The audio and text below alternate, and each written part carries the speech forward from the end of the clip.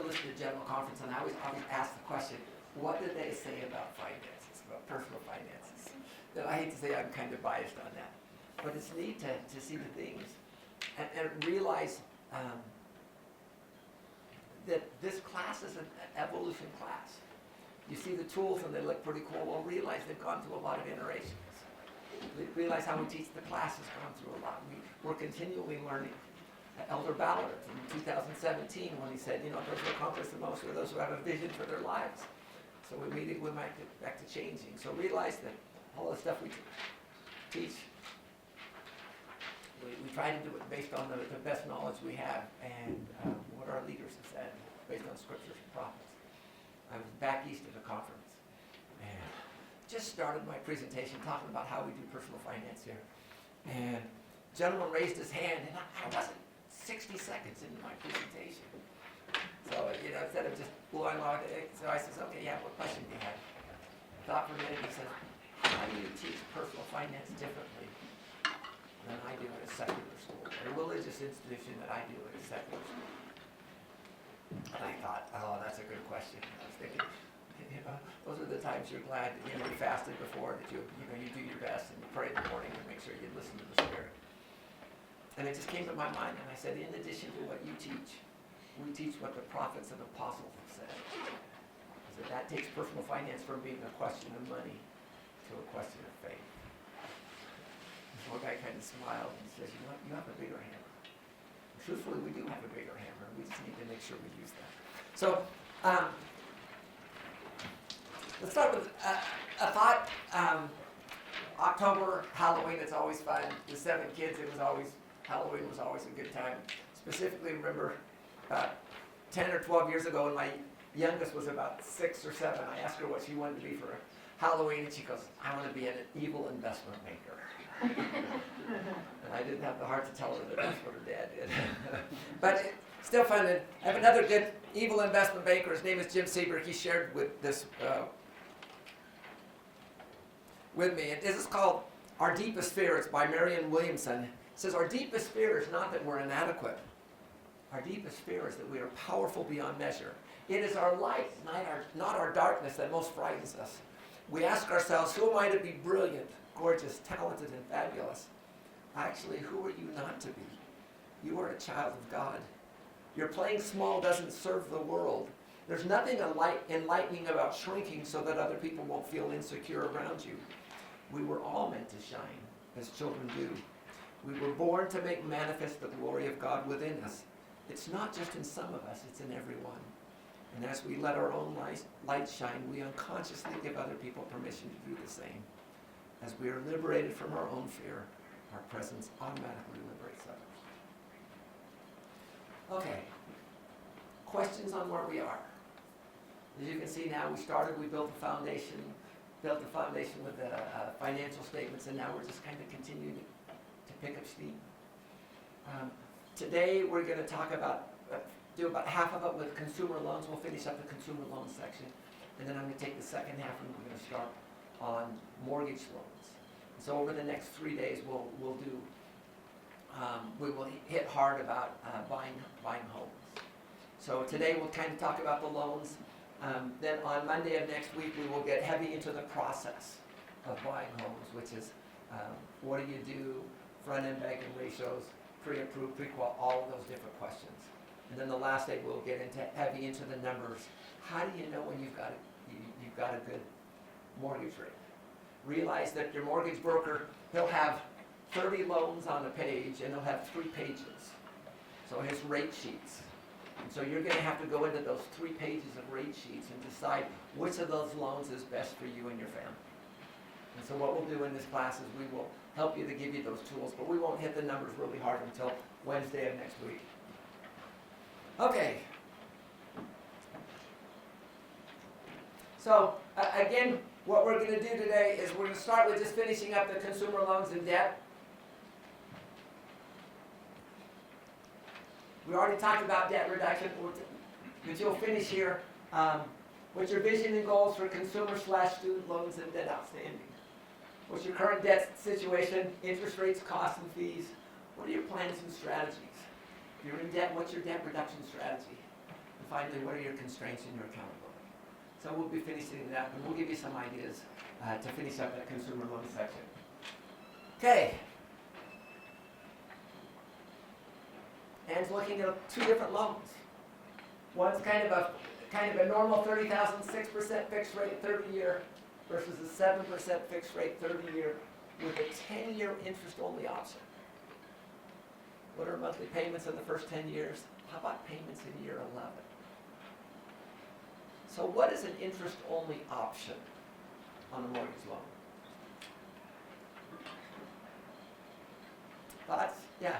When you only pay the interest rates, most mortgages are amortized where you're paying principal and interest Okay. for each payment. Interest-only loans, you only pay the interest for a specified amount of time, and then you start paying the principal. And then you start paying the principal. Is let's say a fixed rate with an interest-only option, is that like a credit card, you just pay the minimum payments for the next 50 years? Yeah. Is a mortgage loan like a credit card? No, it's not. With my credit card, I can make a minimum payment, and they're happy to take my money for the next 50 years. How about mortgage lenders? No, when you do that interest-only option, what happens in year 11? You now have 30 years of payments that you have to, principal that you have to pay in the next 20 years. So what is that? Now you're paying principal and interest, but the principal is significantly higher. So you need to realize that. Why do people do interest-only loans? Well, maybe they have other high interest rate debt that they want to pay down, so they take the money that they would have used for principal to pay down their other debt. A lot of people think, well, I'll move it in the first 10 years. And the assumption there is mortgage prices continue to go up. Maybe in some areas. But realize the factors that have been driving the rapid increase in mortgage prices are not there. We've already gone from one income to two incomes.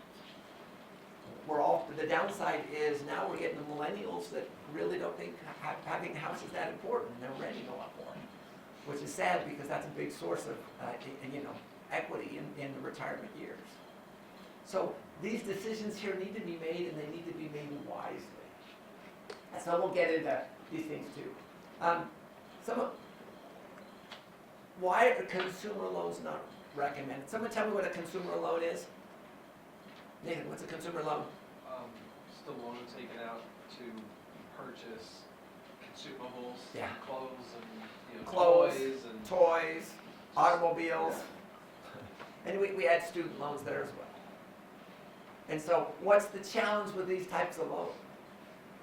I was driving down the freeway and I saw this billboard. It said, I saw it, I want it, I bought it. I thought that was funny. You had to be there. But isn't that the way it is now? Instead of people saying, okay, this is what I want to do, I'll save for it, what I'll do is I'll borrow for it. So what do consumer loans encourage?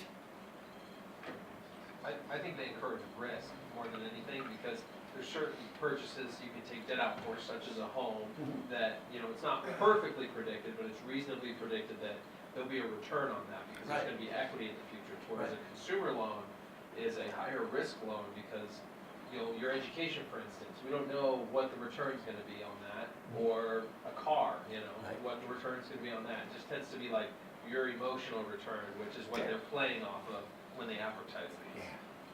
So much more risk. So it encourages spending. Go ahead. No, I was just going to say, it was interesting when my grandpa was actually living with me. My grandma would always say, buying on time, and it took me a little bit to realize, like, she was thinking about, having credit or whatever, paying for things with credit. And I think it's interesting that we don't use that, because if you think buying on time, it's like, it's going to take me time to pay this. And I think if we thought about it more like that, maybe we'd be a little bit less likely to do it. So I'm sure they don't. But that's really what you're doing, is you're paying for something over time. And you're assuming that your current situation will continue exactly the way it is. Your job will continue. You won't have any problems with the job. You're assuming the economy will continue. Things like that. And so here's mainly the three reasons. Number one, they encourage consumption. They want you to buy, and they want you to buy right now. They don't want you to think through it. They don't want you to think through these issues. Number two, they're very expensive and they crowd out savings. So it's not just that they have an impact on your goals, but they impact your other goals because all of this money that you're spending on interest could have been going to other goals. And number three, they're generally unnecessary, according to what our leaders have said, other than a home and an education. And we really shouldn't be doing this. An interesting article in the Wall Street Journal today talked about the average length of the U.S. car loan is going up to 7 years. It's over 5 years right now. And what's happening is people cannot afford these very expensive cars. And so they're having to do it over 5 years, or over 7 years. I thought another interesting thing too is if you've got a 7-year loan, are you ever going to be not underwater in it? Probably not. And so what's happening, people are buying one car and then they're selling it out, selling it before it's worth more than they paid for it. And so they're having to put into the new loan what they still owe on the old one. And I think the number was roughly either a quarter or a third of all people, the loans are for more than the vehicle just because of previous vehicles too. So it's scary, and it's scary the amount of debt. What about phones? Pardon me? People just pay their phones on, I don't know, it's kind of crazy to me, but it seems like Yeah.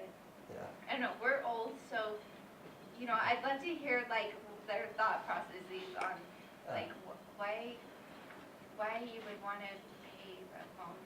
Yeah, $1,000 for a phone. And you'll do it in another 3 years.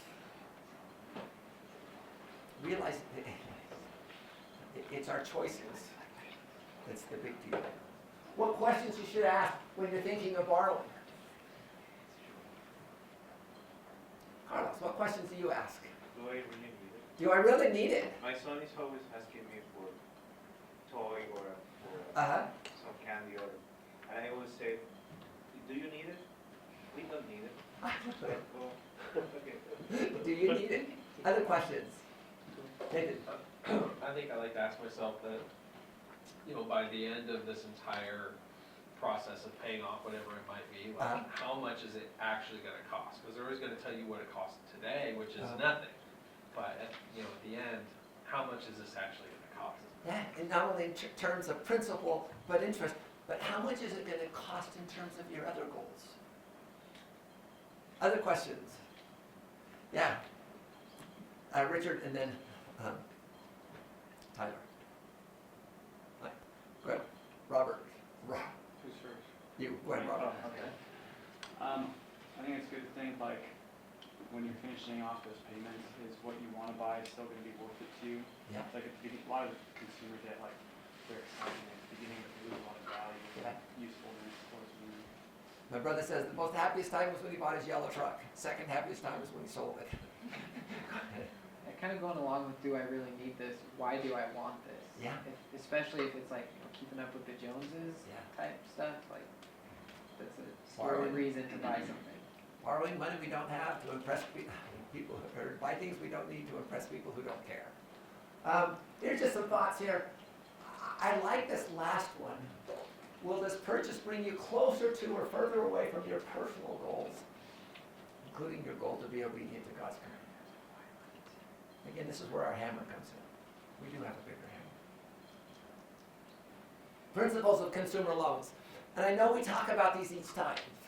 And some people say, well, when you get to this, I kind of turn off, and I hope you wouldn't. But if you had to, we know there's going to be 5 or 6 principles. But what is kind of the most important guiding principle about consumer loans? If you had to pick one of those principles,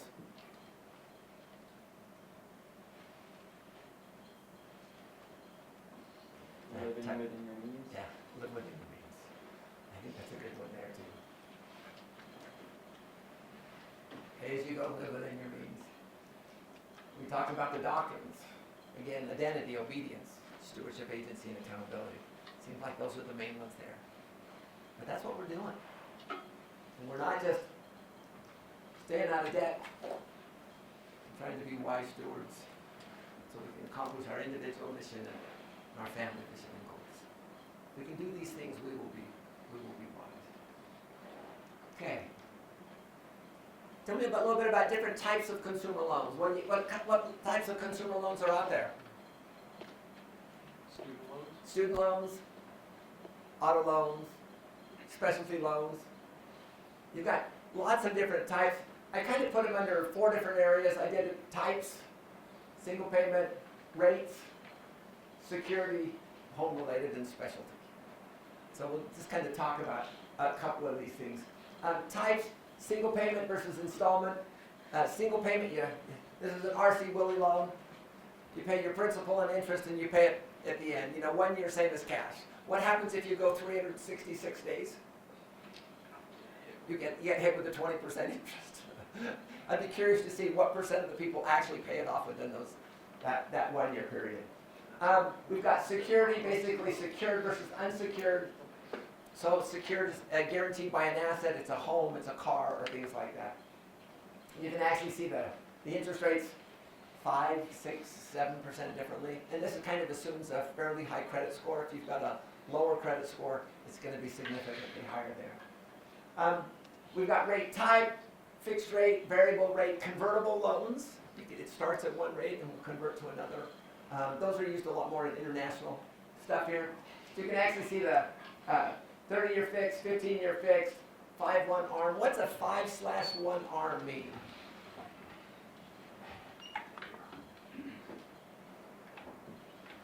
I don't know what the 5/1 is, but is it an adjustable rate mortgage? So it's an adjustable rate mortgage. Varies What's the with 5/1 mean? Michael? It's locked for 5 years and then it can change. So it's fixed for the first 5 years and then it changes every year afterward. What's the risk of an adjustable rate mortgage? Michael? It goes up. It goes up. It can go up, but I haven't experienced when it went down. in years. That's right. So right now your 5/1 ARM is, let's say it's 4% right now. When you buy an ARM, what it does, it'll give you an annual cap and a lifetime cap.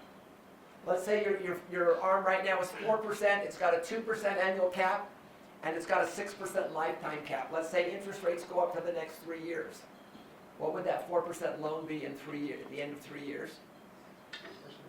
So 4% loan, 2% annual cap, and a 6% lifetime cap. That 4% loan would go to what rate?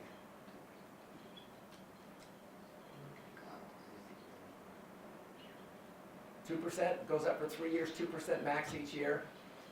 With 6% maximum cap, it could be 10%. Can you imagine your mortgage payments, your interest rate going from 4 to 10%? Just out of curiosity, people, how many people here think interest rates are going to go down over the next 30 years? Raise your hands. Okay, raise them a little higher. Not a single person thinks interest rates are going to go down over the next 30 years. How many people think interest rates are going to go up? I know I am. So what does that tell you about who should take the interest rate risk? How do you get your 10%? Just, So it's 2% at 4% right now. So it's 2% annual cap. So year one, it goes from 4% to 6%. what do you mean by the annual cap? It's the maximum your interest rate Maximum increase in 1 year. Okay. So it'll go up from 4 to 6% year one, 6 to 8% in year two, and 8 to 10% in year three. And then you don't have to worry about it going up anymore after that. But So still at 10%. What's the 6% then? That's the maximum cap over the life of the loan. So this, Oh, okay, So- okay, that makes sense. home-related stuff here. Notice your home equity loan. What's the difference between a home equity and a HELOC? Nate? A home equity line of credit is indebtedness that, at first can come out, towards like acquisition indebtedness, but then I don't really know how, I guess I don't know how to explain it after that. but- Sounds like a second mortgage. Yeah, it's like a second mortgage Yeah. after that. And how about a HELOC? Home equity line of credit? It's just a line of credit against your home. You see that? That's where your home is the. Right, your home is the secured asset, yeah.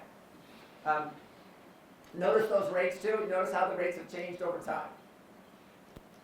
And then specialty loans, student loans, auto loans, payday loans.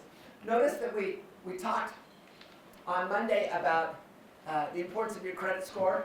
Notice here, your credit score 781 to 850, 419, 501 to 600, 12.17%.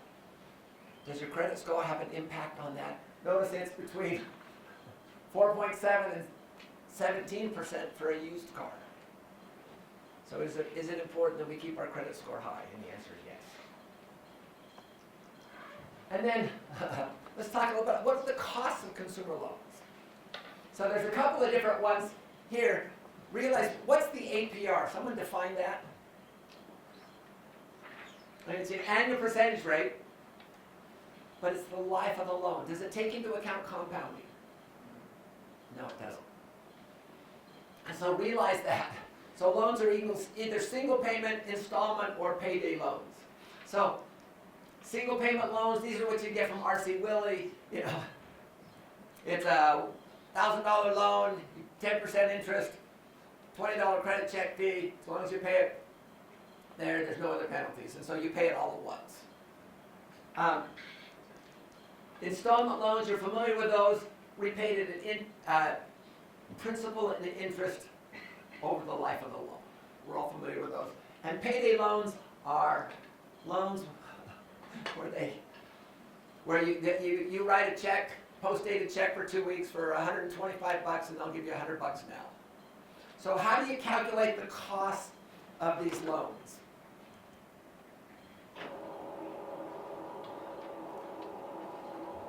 So let's start with the formula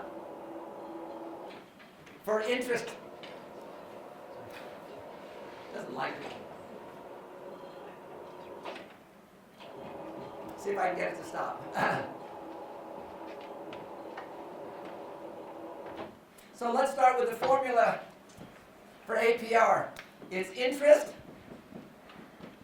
plus fees divided by the number of years over average amount borrowed. Okay, you've got a $1,000 loan. You're paying 10% interest, 1 year, and you've got a $20 credit check fee and a $20 processing fee. What's your APR on that loan? In fact, let's make it 20% just to make it more fun. What's your APR on that single payment loan?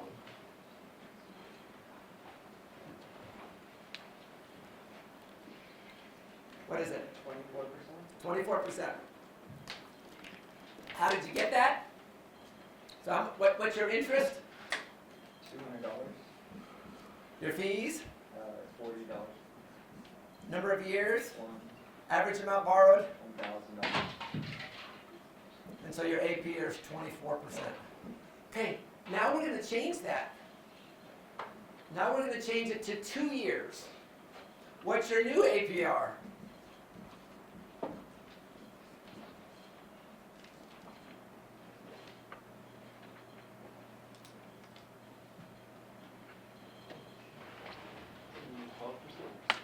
So then what's our interest? Now our interest is not 200, it's what? 400? Plus, is it the same fees? 40, Yeah, 40, but now we're divided by 2 over our 1,000. So what's our new APR?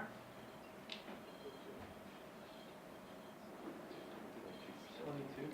440 divided by 2 is 220 divided by 1,000? 22%. Why did the APR go down?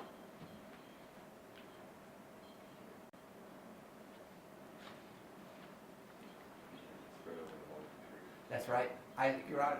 So here we paid $40 over 1 year. That increased it. And now we're allocating those $40 over 2 years. If we did it 3 years, would it be a different APR? It would. So those fees and how you allocate those are important. Let's do a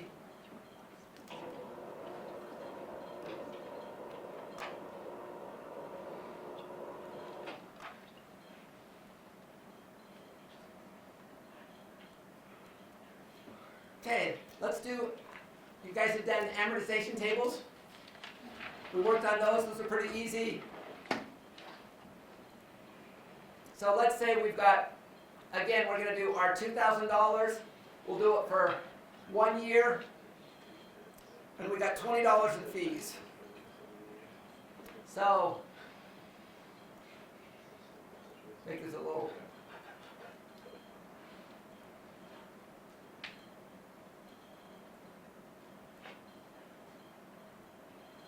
So how do we figure out how this amortization table works? So how much are we borrowing? 2,000. So our 2,000 here. What is our payment? Now notice what we did here is we just used the payment function. So the payment, says payment, G5, it's your interest rate divided by the number of periods.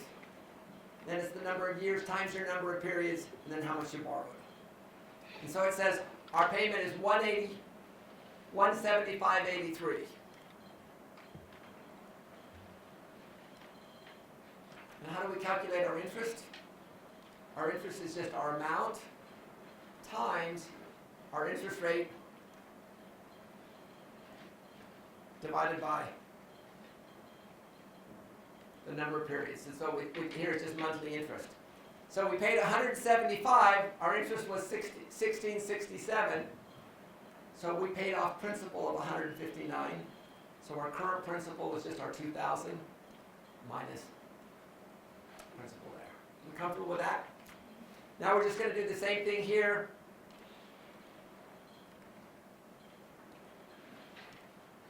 Payment's going to be the same. Interest is just going to be the same.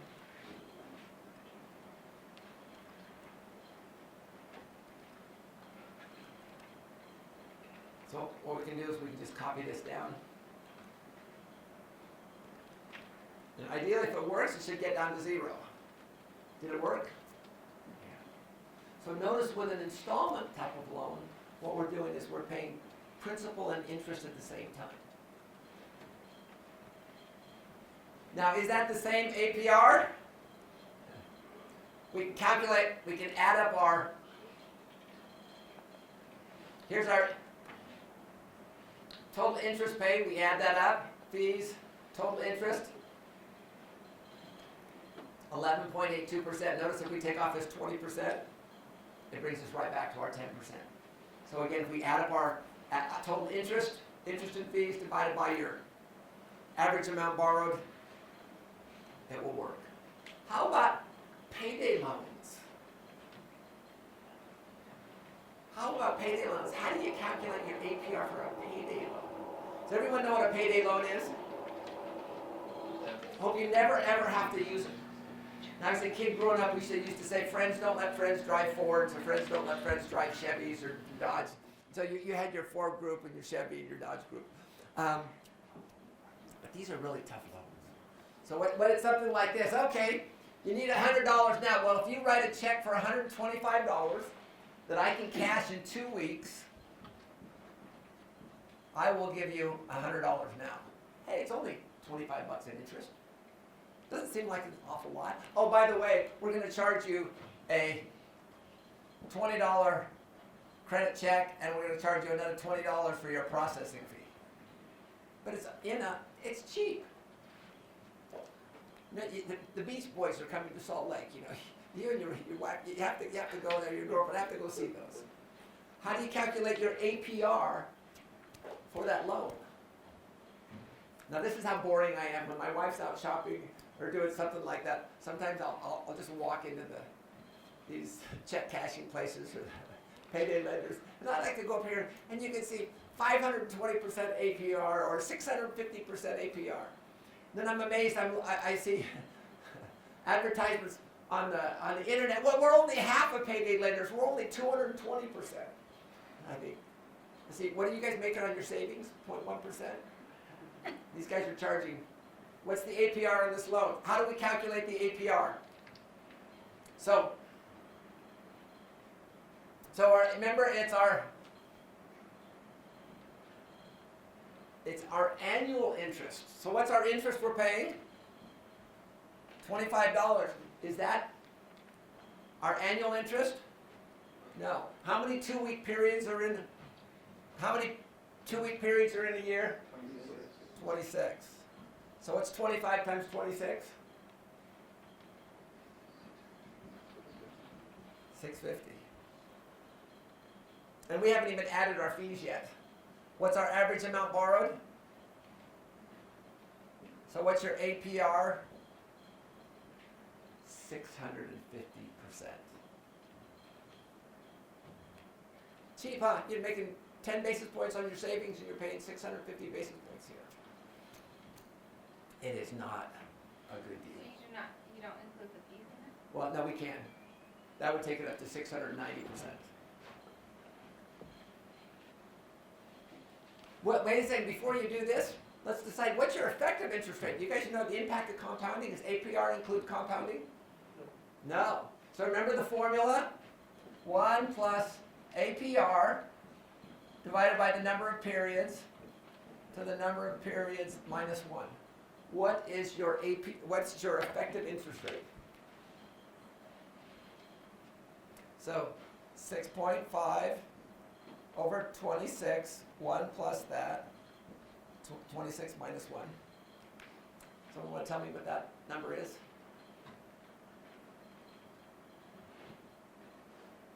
Ben's laughing because he knows how big it is. So it's, I don't know how big this is big.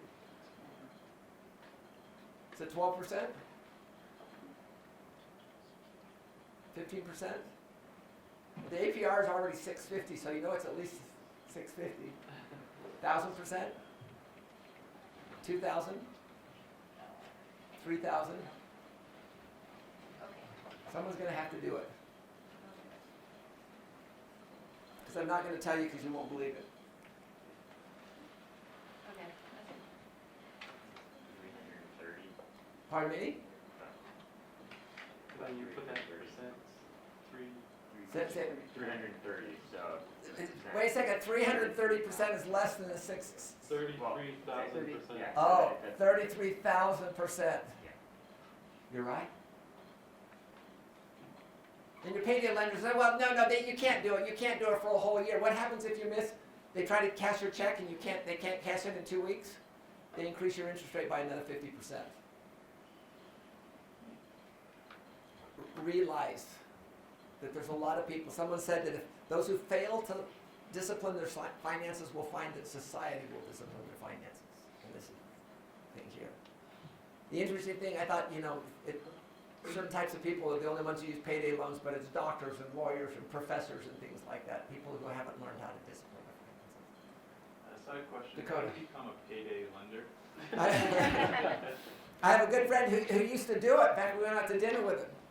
And he said, Bryan, he says, we could double our interest rate and still have more demand than we can handle. My wife and I, there was an away game and we got invited to go to the BYU TV studio where they have these big things so you can watch the games. And then you have your commentators off to the side, and it was just kind of fun. We were really excited, and I got this phone call. It was from the husband of my nieces and said, my niece was in a wreck and they totaled the Suburban. And she really wanted to get another car, but she really wanted this Acura. So they went to a payday lender so they could have the money for the down payment for the Acura. And I just said, told my wife, I've got to go take this. And so I went to the back and I just started, for the next 20 minutes, I just talked to them about the dangers of this stuff.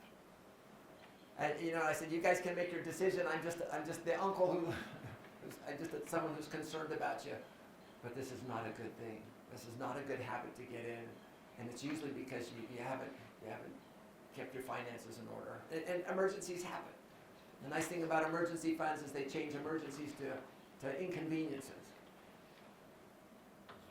But thankfully they listened to me. You had a couple of the day window, so they took the car back and they took the payday loan back to you. But it's scary. I asked him if he would, he's used them before. I asked him if he would just give me a little bit of note that I could share in my class. And he said this. He says, the phrase, all that glitters is not gold, comes to mind as describe the pitfalls of payday loans and check advance establishments. To start, from time to time, there seems to be some type of emergency or you become a little short on money. If you haven't saved up money in the bank for whatever reason, the loan seems to be the only way to go. This is where it all starts. You get this false relief that you can get a loan to get you by till the next payday. It's only a week and the interest can be bearable enough till that day. A compounded emergency or unforeseen need comes up, no savings, and you have to pay off the interest. Here's where it gets worse. Now you feel yourself getting stuck and now you get sucked into frustration. And rationalization seems your only comfort. This is where you get robbed. If you don't pay it off, then it crashes into the checking account. The next downside, the needs of a family member are not met because you have to pay this stupid loan off. Daughter needs jeans, pair of shoes, a long-awaited family outing can't be taken because there's no money in the budget because you have to pay off a bad loan with awful interest. So enough is enough. Get help and support to get yourself out of the situation because it can come to the point that you can't do it alone. Moral key is support. True financial independence is far greater than the false glitter of fake gold. So be careful.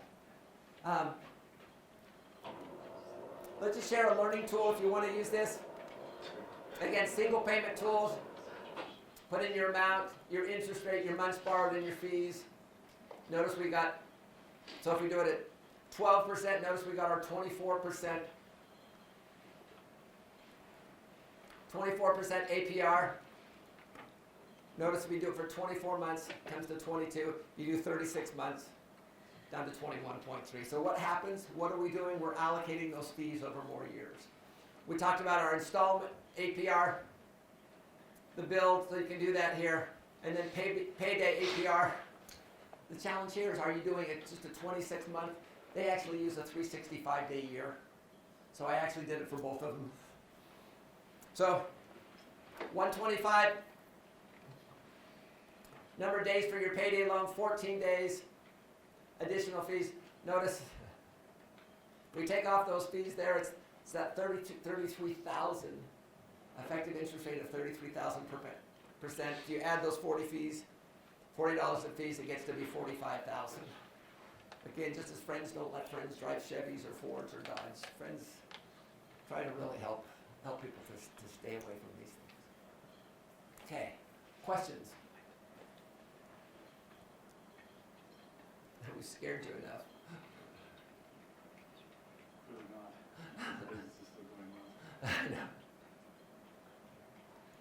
Well, you're bringing that up from a counseling perspective, because a lot of you will be counseling people. You know, it's not something that you're probably going to have to deal with. But as a bishop, I can't tell you how many. Well, I can tell you in 2 cases in the last couple of months, if I could have gotten in front of them and told them, please come talk to me before you do that, it makes my job a whole lot easier. Yeah. And you guys will be business, and you'll be bishops and Relief Society presidents and Young Women's president, things like that. Tyler. For any loan, whether it's a mortgage or not, couldn't a necessary requirement that you have be that you are able to pay it down early? I would hope for consumer loans. The question is, do we really need it? Yeah. To kind of help answer his question, another issue with these payday loans isn't only the compounding interest, which, you know, they create in a legal way, but the other issue is not all, but a lot of these payday lenders, they're not ethical businesses.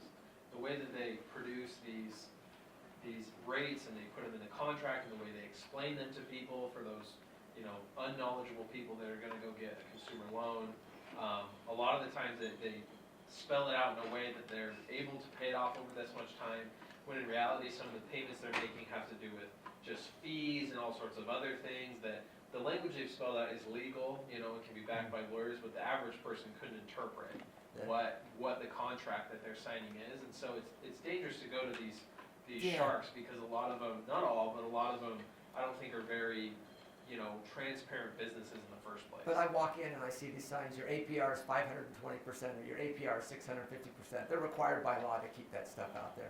I think people just don't realize that. So be wise in this.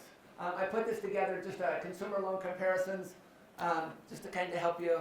I think hopefully it makes sense. But any questions on consumer loans?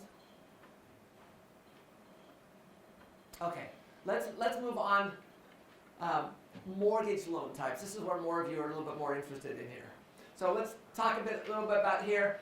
How do you decide which mortgage loan to take? You've got fixed, and you got variable, and you got option arms, and you got neg am, and you got balloons, you got all of these things. What are the factors that go into that decision?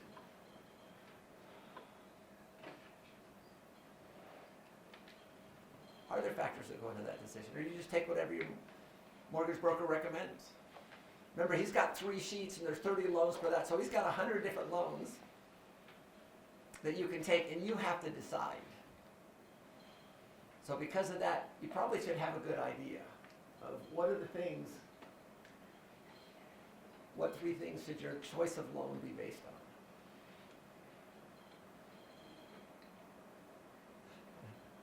on? The length of the loan? So the length of the loan. Let me just share some thoughts here. Number 1, your time horizon. How long do you expect to have the mortgage? Is it going to be for 3 years or if it's going to be 30 years? And then also, how certain are you of that? We've been in 4 houses, and I thought for sure I was going to be 30 years at every single one of my houses. The first house we were there for 4 years. Second house we were there for 9 years, or 11 years. The third house they were for 2 years, and I've been in this house 19 years. But how certain of that? Number 2, what's your preference for low required payments? How important are lower payments to you? Is your job pretty? Is it one where you get paid every month, or is it on commission and things like that, which can have an impact? Number 3, your tolerance for interest rate risk. Are you willing to assume the interest rate risk? We talked here, not a single person felt like interest rates were going to go down over the next 30 years. So what does that tell you there? And the last one, your work status history. You've been a member of the armed forces. What's the benefit if you're a member of the armed forces? You can get a VA loan, lower interest rates, and you also don't need as much of a down payment. But these 4 things, I think, can have an impact on which loan we choose. There's other things as well, but I think it's a good start. So let's just start with a couple of things, a couple of terminologies. Conventional loans. Again, it's a loan that's below this Fannie Mae and Freddie Mac maximum of $484,350. That changes every year. If you're in places like Hawaii and places like that, it's twice that. So realize that there. If you have a conventional loan, it requires private mortgage insurance. And what private mortgage insurance does is in case you walk away, that makes the lender whole. Why is 20% seem like a logical number? So if you don't have 20% equity in the home, are you more likely to walk away? Yeah, it doesn't work out, my job goes things. But if you've got 20%, is there a greater chance that you're not going to walk away from it? Yeah. So if you have more than 20% equity in the home, you put a 20% down payment, you don't have to pay that private mortgage insurance. Jumbo loans, technically it's anything above that Fannie Mae and Freddie Mac limit. So anything above 484. Now generally they mean anything roughly above $500,000. So it's kind of a terminology, it just means it's a big loan. Piggyback loans, it used to be that people would take an 80% loan, a conventional loan for 80%, and then they'd do a second mortgage or a second loan to eliminate the need for private mortgage insurance. Lenders will not allow this now. Now, when you go up and you have to say that this is my money, this wasn't given to me, it's not a loan. They're very careful about what to do here. And so piggyback loans are really not that useful now too. And then generally these are the 8 different types of mortgage loans available. Thankfully some of them are not available now. That option arm, at one point that was probably the biggest selling loan in the US, and thankfully they don't allow it anymore. But we'll just kind of go through these now. Go ahead, Dakota. So is it ever worth renting an apartment instead of just buying a house, assuming, let's say, that you plan on being in that house for at least like 5 years or something like that? Generally my rule of thumb is if you're going to be there for more than 3 to 5 years, I might look into buying. If I'm going to be there 3 years or less, I probably would. Realize just to break even on a loan,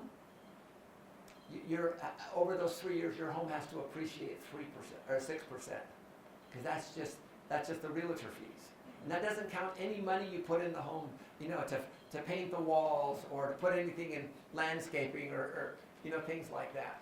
Yeah. So like I'm considering moving to Austin. Austin's home prices are appreciating. So would it make sense then just to go ahead and buy? Anyway. Yeah, so those are good questions. Historically in the past, people say, well, house prices always go up, so, buy it now and then, you'll be able to sell and you'll be able to make money. Do house prices always go up? No. And we talked earlier about some of the factors that drove house prices up. Single to 2 parent families or 2 working parent families, increasing numbers of people wanting to buy. And now we're in an environment where the population is actually declining a little bit. Millennial generation are not as inclined to buy houses too, so demand is softening in some areas. So just be wise here. Fixed rate mortgages, we talked about those. Fixed for the life of the loan. Again, higher monthly payments, but you don't have the interest rate risk. Notice the difference here, 3.2. What's the difference between this 3.82 and the 4.02? Interest rate and the APR.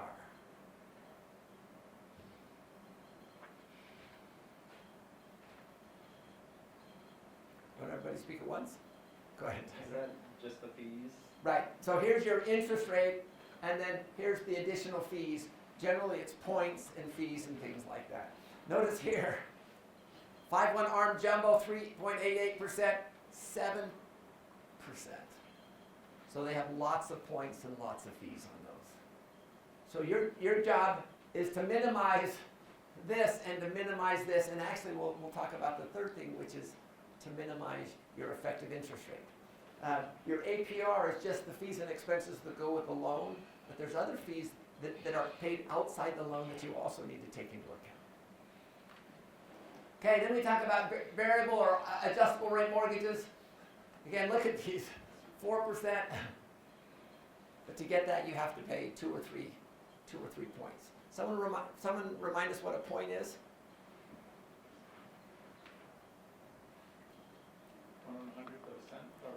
100%, and it's think of it as like prepaid interest or things like that. But it's one of the fees to get in. Do you have to pay points? No, you can choose to do a different loan. But realize for every point you increase, it increases the rate substantially. And then we have, you can either a fixed or a variable rate loan with an interest-only option. And what this does is you have the interest-only option allows you to pay interest for only a specific period of time, say 1 year, 3 year, 5 year, 10 year. But realize at the end of that interest-only option, you have that minus the remainder. You have to, in that whole 30 years, you have to pay it off. So if you do a 10-year interest-only loan, in year 11, you now have to pay 30 years of principal on a 20-year loan. So again, your payments go up. Now some people say, well, I'm going to sell my house after 7 years. You know, hopefully you can. But be aware. Option arms. You heard these things called nuclear arms? Well, these were, at one point these were sold here in the U.S. and they were sold, oh, this is an incredible deal. What you can do is, it's called an option arm because it's an adjustable rate, but you have an option. You can make a minimum payment, which doesn't even cover your interest-only loan. You can make an interest-only payment, or you can do a fully conforming payment, or you can even pay more if you want. So the nice thing is you have these options. What happens when you pay less than the interest-only payment? What happens to the value of the loan? Yeah, it increases. There's a term for that. It's called negative amortization. So these loans aren't just set up. So what people did, because they had that minimum payment, they were qualifying on the minimum payment. But then people just made the minimum payment, and pretty soon they hit what was called the negative amortization limit, which on most of these was like 125% of the loan. And once you hit the negative amortization limit, then it automatically becomes a fully conforming loan, and now you have to make all the payments in the next whatever the years. Let's say in year 10 you hit the negative amortization limit, and now you have 20 years to make a 30-year payment. But now your principal isn't the $300,000. Now your principal is 1.25% times that. Now your principal is roughly $400,000 because your thing's gone up.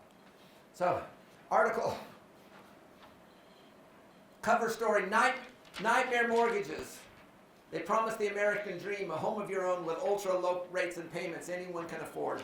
Now the trap is sprung. So people would see their payments, once they hit that negative amortization limits, go up by 66% in a month.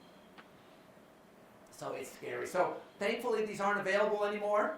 But but be aware of those things. And then you have some other things, negative amortization loans, where your scheduled monthly payment is less than interest. Then your interest cost and what happens, the value, your loan amount keeps growing. Balloon mortgages, when we built our house in Walnut Creek, we actually took a balloon mortgage out from the bank because, and then the bank had their different payment schedules for the contractor, so the bank made sure the contractor paid things off, and then once the loan came due, we paid it off. Reverse mortgages, you've heard about people who are house rich and cash poor. So what they can do is they can go into a reverse mortgage, well, they'll get paid a certain amount. Then if they die, then the house is sold, and the bank's paid back, and anything left goes to the heirs. Or if they sell it, if they decide to leave, they sell it, then what happens, once they sell it, they take the money, pay back the bank, and anything left over goes to them. So, interesting things, expensive fees on those, be aware. And then you've got FHA loans. So FHA doesn't originate the loans, but they insure the loans.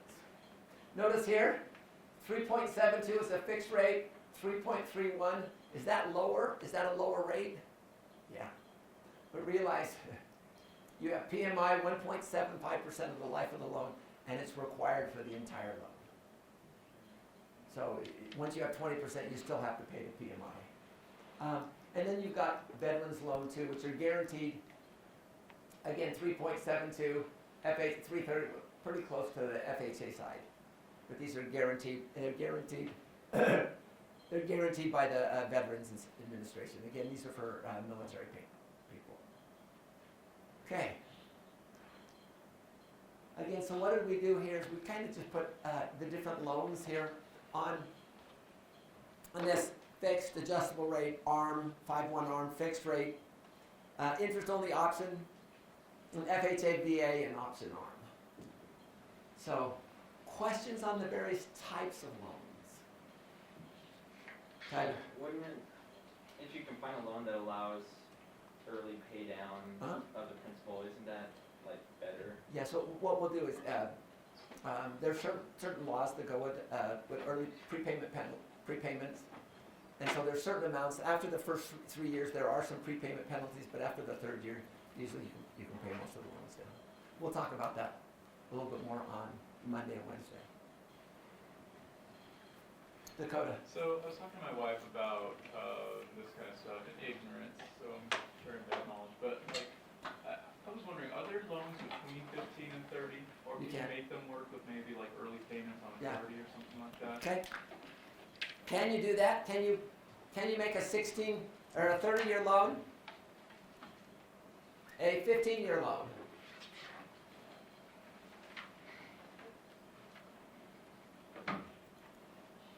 One comment just on housing is, we actually talked a little bit about that in our legal costs. And one thing that maybe the millennials don't realize is that when you own property, you pay taxes on that, Mhm. and that gives you a voice Okay. that when you're renting, You don't have a voice. Okay. Dakota, here's a question here. You've got a 30-year loan, $225,000. What do you think the interest rates are right now? 4 point something? Say 4.5%. Yeah. So it'll take you 30 years to pay it off. Let's say if we added $150 a month. This is Learning Tool 19, Mm-hmm. and we're just in the tab 2. That 150, is that towards principal? Right. So and you pay it toward principal. You do not just add $150 to your check. You write one check for your principal and interest plus your escrow stuff, and this one you say for principal only, and you write that. What happens? Some servicers will take that and they'll put your check against. If you don't state, they'll put your check against prepaid interest, which you don't want to do. You're talking about checks. Yeah. You guys know what checks are? Yeah. That's right. Most online mortgage brokers have the same option, principal only or interest, and you just make sure you select. Let's say Dakota wants to say he wants to pay this off in 20 years. Nice thing about having this, we go data, what if analysis, goal sake. We want to change that to 10, so we're going to pay it off 10 years early by changing this right here. So Dakota, if you want to change this 30-year loan to a 20-year loan, you pay $283.33 a year off. Extra every month. Yeah, I like that. Okay, so we can do that. Some people say, well, why don't we just get a 15-year loan? The concern I have is sometimes when you're starting off, I like a 30-year just because it gives flexibility. You guys got to realize my first job after my MBA, we told you that I lost it like 6 months later, so I tend to be a little bit cautious. Apart from flexibility and the ability to refinance later, possibly if you want to, is, with a 30-year loan, you beat inflation for longer. Right. Which, you can always pay it off faster if you want, but if you have other investments that, you can use that extra amount for, often you can actually get a higher return because you beat inflation for 15 more years. Yeah. And we've been told to get out of debt, whether you pay your mortgage off. So here's your amount you owed. Here's time here. Here's kind of what it looks like there with your mortgage. I know some people invest, and at this point here, they've got more and they can pay it off if they want. So be wise. That's all we ask you to do. Are Michael. you talking more about PMI? We'll get into that heavy on Monday. So questions? Any more questions on kind of the mortgage loans? I wanted to just get a general framework out there, and we'll get into the weeds on Monday next week. We'll get into the details on Monday and Wednesday of next week. Okay, just a couple of things. Is how do you reduce your borrowing costs? Are there relationships that we need to understand? And just a couple of things. You need to understand the key relationships of borrowing. Longer you hold the loan, the more you're going to pay. Higher the interest rate, the more you're going to pay. The biggest thing, parents are cheaper than banks. Of course, that's what I normally say. One of the students a year or so, he said, not my parents. He said, they charge me like 10% a month. Kind of fun. Number two, understand the key clauses. There's a number of clauses in your loan documents, and none of them are in your favor. Realize insurance agreement clause. You have to purchase life insurance, so if something happens to you, not so for your spouse and your kids, it's so that the bank will get paid off. Acceleration clause. You miss one payment, everything else becomes due. Deficiency payments clause. If you've got the security, if you've got the home, you've borrowed against it, and then you can't make the payments and they sell, if the bank can't get back what they owe you, you have to pay them the difference there. A recourse clause. What else can they come after? If they don't get it all out of the house. So realize none of those things are in your favor. So be wise in what to do. Notice steps to reduce borrowing costs. Number one, if you never get your first ticket, you'll never get your second. But be wise. Don't get in debt in the first place. Stick to your budget. It's really important that we follow it here. And then compute the after-tax cost of borrowing, after-tax loss cost from using savings. Again, some people use their home as an ATM. So every time they need more money, they take out a home equity loan or a home equity line of credit. Be careful, don't do that. Don't get in the habit of doing this. My wife and I were talking about we're going to be buying a truck once my daughter takes the CRV. And the downside is all my investments, I've got like about 50% of it's capital gains. And so if I take $50,000 out, I'm in essence having to pay another, big capital gains on 25,000 there. She says, well, why don't we take it from one of the kids' accounts? And then once we sell the house, we'll pay it back. And she said, I just don't want to get in the habit of that. I want to make sure that we've been really good at everything that we've said for the kids is all we've been for the kids. But try to be wise in those things. And then strong credit rating. We talked about that. Make sure you keep that credit score high. And banks will look, in addition to your front and your back end ratios, they'll also look at your credit score as well. And then reduce the lender's risk. Variable rate loan, keep the interest rate short. Okay.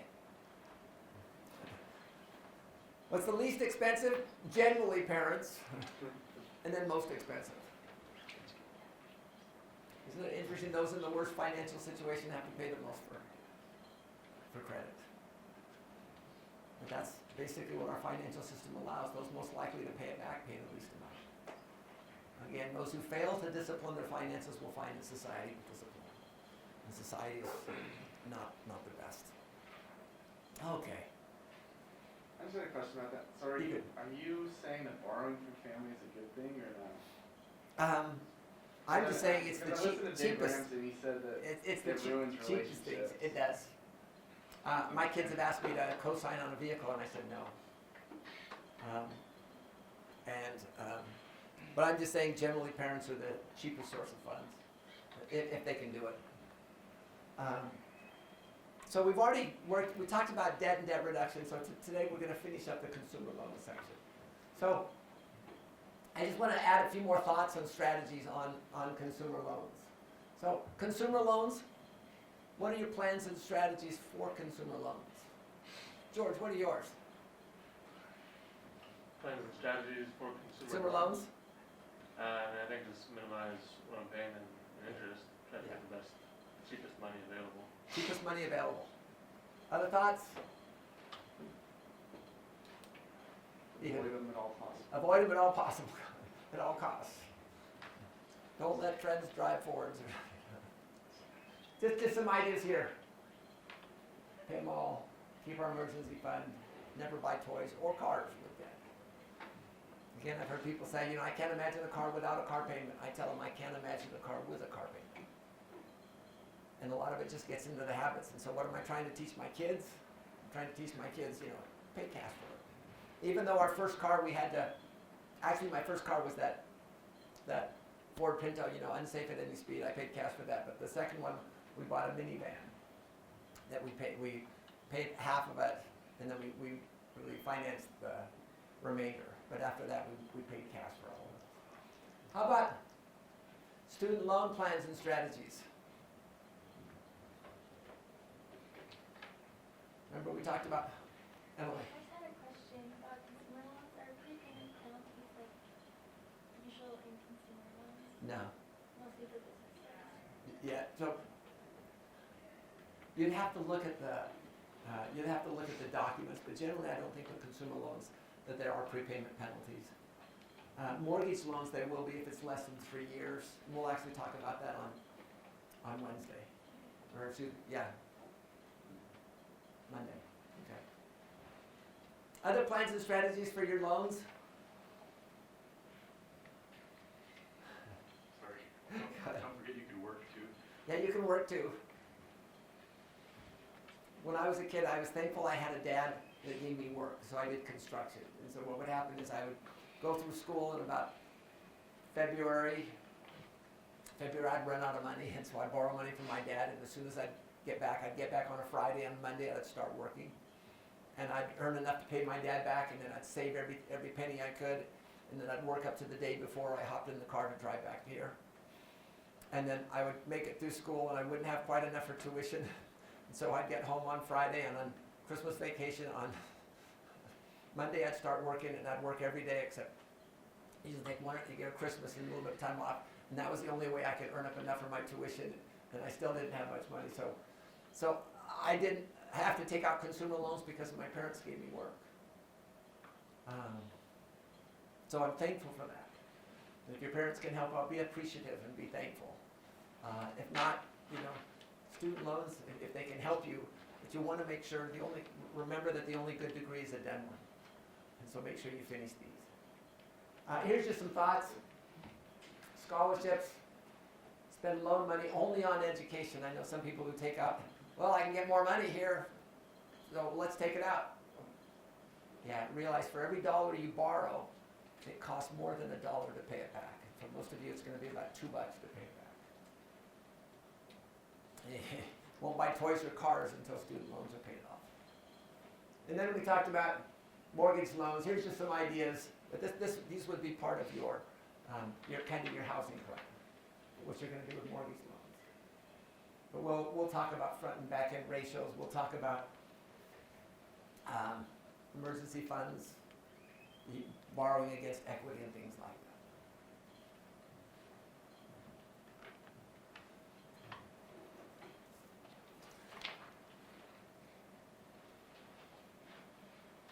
So I got a minute. Let's go back and do our this question here. Grab your calculators.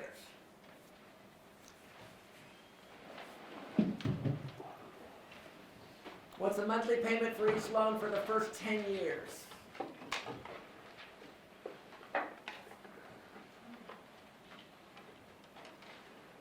Let's.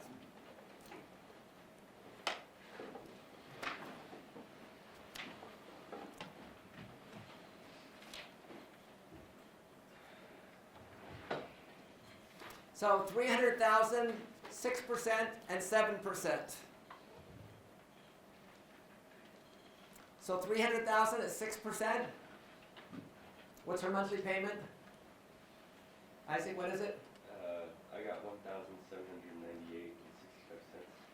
Okay, 1,798. So here's how you do it here. Put in your present value, years, payments a year, interest rate, and you solve for payment. Okay, how about the second one? How much are the payments there?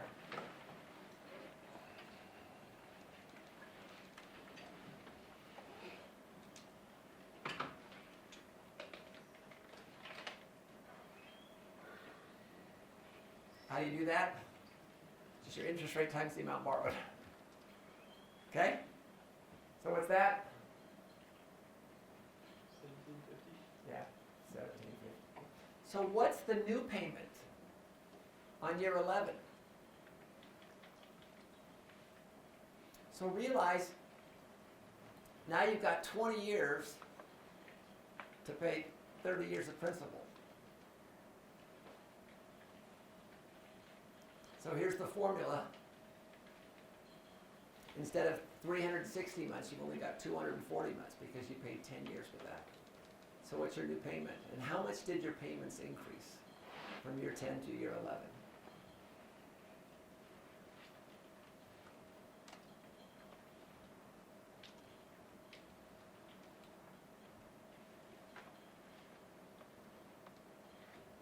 Isaac, go ahead. 23, 25, and 90 cents. 23.25. So how much did your payments increase? Can you imagine having to pay another $600 a month? So a 33% increase. Let's do one more because I got some time.